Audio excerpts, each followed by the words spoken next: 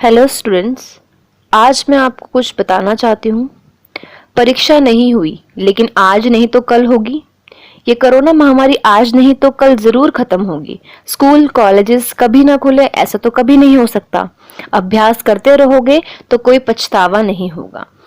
Corona महामारी के चलते इस समय स्कूल कॉलेजेस बंद पड़े हैं, जिसके चलते बच्चों में पढ़ाई के प्रति लापरवाही देखी जा रही है।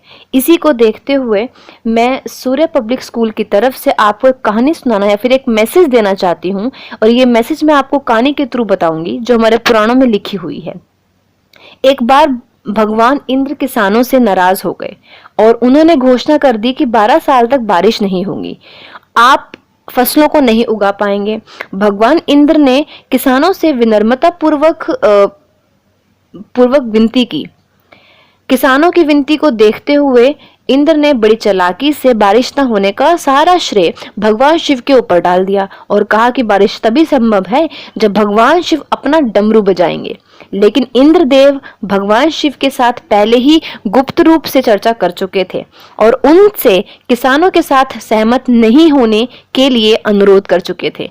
जब किसान भगवान शिव के पास बारिश के लिए विनती करने के लिए गए तो उन्होंने भी कह दिया कि बारिश तभी होगी जब 12 साल बाद अब मैं डमरू बजाऊंगा। निराश होकर वापस लौटते किसानों ने 12 साल तक इंतजार करने का फैसला किया, लेकिन उनमें से एक किसान वापस लौटकर नियमित रूप से अपना काम कर रहा था, खेती कर रहा था, यहाँ तक भी वो बीज भी बो रहा था। अन्य किसान ये देखकर उस किसान का मजाक उड़ाना चालू कर दिया। कुछ किसानों ने पूछा भी कि आप अपना समय और एनर्जी क्यों बर्बाद कर रहे हैं, जबकि आप जानते हैं कि 12 साल तक बारिश नहीं होने वाली। उस किसान ने जवाब दिया कि मुझे पता है कि बारिश के बिना मेरी फसल नहीं आएगी, लेकिन ये सब केवल अभ्यास के रूप में कर रहा हूं। मैं 12 साल बाद मैं फसलों को उगाने और खेतों में काम करने के प्रतिक्रिया को भूल जाऊंगा। शरीर की काम करने की जो आदत है वो छूट जाएगी और शरीर आलस का शिकार हो जाएगा।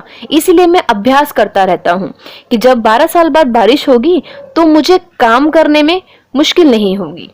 जब इस किसान की बात पार्वती जी को पता चली तो उन्होंने भी चिंतित होकर शिव जी से कहा, आप भी 12 साल बाद डमरू बजाना भूल सकते हैं। तो ये सुनकर भगवान शिव भी चिंतित हो गए।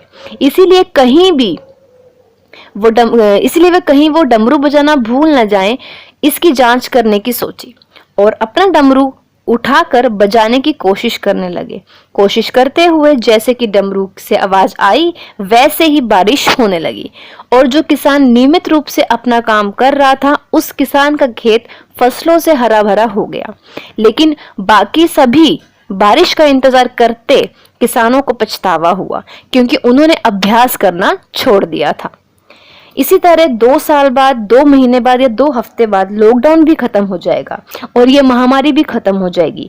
इस महामारी के खत्म होने तक इंतजार करने से बेहतर है कि आप जिस क्लास में हैं या नेक्स्ट क्लास में जाने वाले हैं उसकी स्टडी करते रहिए, प्रैक्टिस करते रहिए। बुक्स की स्टडी करें, बुक्स की स्टडी करके अपने स्किल, अपनी नॉलेज को तेज कीजिए। आपके पास जो नॉलेज है उस नॉलेज को बढ़ाएं। इस टाइम का यूज करें और ये सोचें कि आप और भी बेहतर कर सकते हैं, क्योंकि डमरू कभी भी बच सकता है। अब प्रैक्टिस करते रहिए। अगर आप अपनी पढ़ाई के प्रति लापरवाही छोड़कर प्रैक्टिस करेंगे, यानी कि पढ़ाई करेंगे, तो आप जब भी परीक्षा या फिर एग्जाम देने का समय आएगा तो आप हर चुनौती और अपने हर क्वेश्चन का जवाब देने के लिए तैयार रहेंगे। अपना ध्यान रखें और अपनों को भी ध्यान रखें, क्योंकि अभी कोरोना गया नहीं है। घर पर ही रहें, सुरक्षित रहें और रेगुलर पढ़ाई करें। ठीक है।